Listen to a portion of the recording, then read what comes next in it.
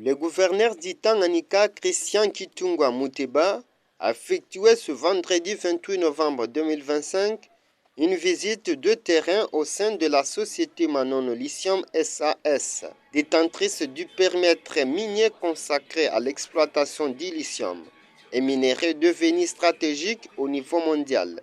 Sur place, le numéro 1 de la province a parcouru les différents chantiers, immeubles administratifs en construction, installations techniques, infrastructures de l'usine, autant de travaux qui témoignent de l'avancement notable du projet. À l'issue de sa descente, le gouverneur s'est dit satisfait de l'évolution des travaux et invité les Tanganyikais, particulièrement les habitants de Manono, à considérer ces projets avec optimisme, rappelant que son impact économique et social sera déterminant pour le développement du territoire. Oui, nous avons visité cet édifice qui n'est pas le moindre. Vous vous souviendrez que Manono était un poumon de cominière, notamment de la province du Tanganyika, depuis l'époque coloniale avec Zahir Etin. Et aujourd'hui, nous voyons cet espoir renaître, non seulement dans le chef des enfants de Manono, mais pour tous les Tanganyikais. Et donc, aujourd'hui, nous n'avons que l'objectif et le devoir d'accompagner cette initiative qui n'est pas le moindre. Et quand vous regardez l'investissement, tenons à ce que les enfants de Manono, les enfants du Tanganyika puissent se retrouver dans leur propre projet ici, que d'aller pavaner ailleurs.